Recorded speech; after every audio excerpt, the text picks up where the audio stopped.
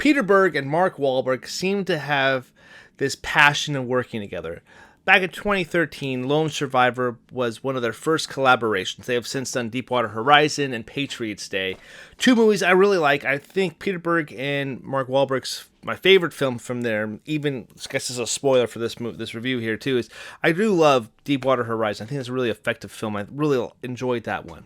But I've never seen Lone Survivor, so doing this episode today, celebrating 2013 movies, I wanted to go back and watch a film that I've heard things about. People really like it, or they don't really care for it so much. So I wanted to see for myself what Lone Survivor was all about.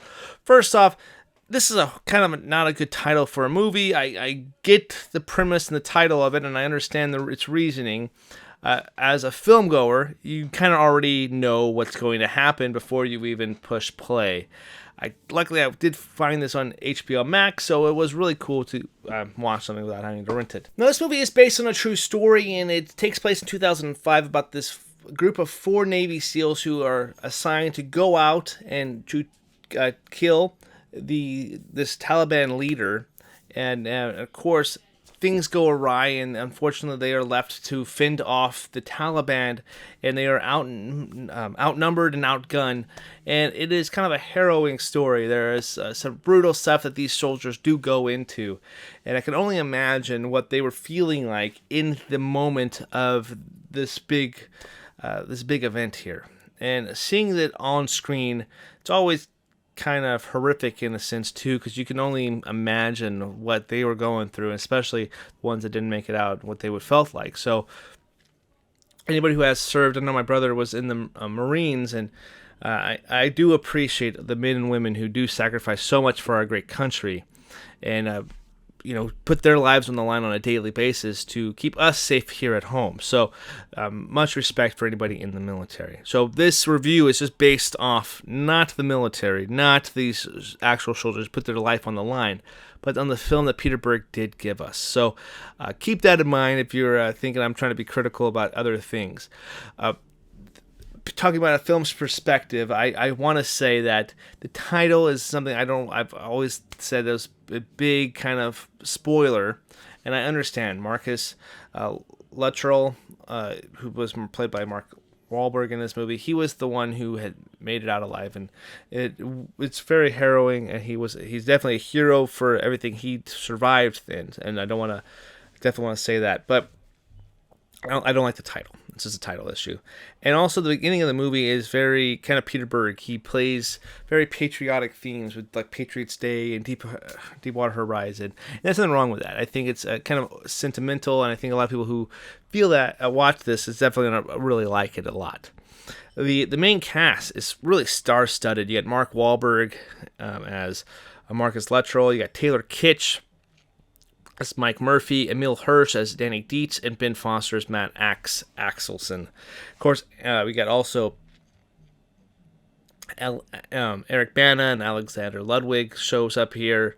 A couple other people that are recognizable here as well. But you're really focusing on these 4 main actors. And I gotta say, the camaraderie between the group here is really great. And I really like all these actors. And Mark Wahlberg, even though he's like the main guy on the poster and everything, he's my least interesting part of the movie. I really love Ben Foster. I've always been a big fan of his. And Emile Hirsch is great. Taylor Kitsch is really good here. And all of them bring something unique to their roles. There's a scene in this movie where they're kind of underneath the shrubberies, and some sheep herders come in and kind of step on Mark Wahlberg's character, Marcus Luttrell here, and they're left with a choice. Do we kill these men, or do we let them go and do the right thing because they're unarmed? We have rules of engagement here. That's a confliction, and that did turn around on them. These sheep herders were let go, and they basically signaled the Taliban to come out and kill them. It was a crazy little moment there, but it is something that is true. Do we kill somebody who's unarmed, because we have a code of honor as well, or do we let them go and do kind of the right, this thing that we feel is right, and put our lives on this online? It's a conflictive choice, and seeing the movie kind of fastly paced because they're on the run. They're trying to get away from this impending doom that's on breathing down their necks. thought Peter Berg was able to do something really effective with that. And some of the filmmaking, while it's rather choppy and you can't really see what's going on because it's so fastly paced and there's shooting going on everywhere and you don't know who's shooting who. And the movie primarily focuses on these 4 Navy SEALs. We don't really get to see anything with the enemy troops. There's 1 or 2 moments here that we do get to see some lines from the enemy side of things and their perspective, but it's very little. So you really are getting to seeing these 4 guys run away and getting shot at. So there's not really there's a conflict there in yourself and there's some tension there, but you don't really get the overall threat and scope of the impending doom. There's a really good, really subtle performance from Ali Salam, who plays Gulab, who is a person who lives in this country, who is basically helps Mark Wahlberg's character survive, and they live by a code as well. They want to stop the Taliban, and I really liked and really saw that was a pretty cool performance, and he did really good. Even though it's really subtle and quiet, it's pretty powerful in those moments. And those are probably some of my favorite moments because it takes a little breath from the action or this impending doom here, and it was able to take some time there. I think Peter Berg did a really good job kind of relaying that.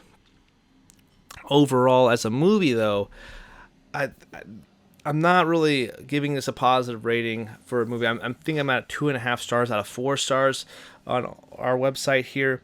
And the simple fact is, even though I find it effective, I feel like there could have been more development and more understanding of the characters and kind of the mission a little bit, and even the enemy threat, because you're basically thrust into something and you really don't know what is going on. Like in other military movies, you kind of have a general idea of the grander scope. Now, I don't really know the main mission that these guys were on, and that's probably something that maybe I should do that, and there's maybe some ignorance there for that. But overall, as the movie goes, the action's shot really well, but that's good for Peter Berg. He's known for doing that kind of thing, so I wasn't thinking that was bad, and shot really well. I wish that some of the action would have been more spaced out because it's so claustrophobic and feeling.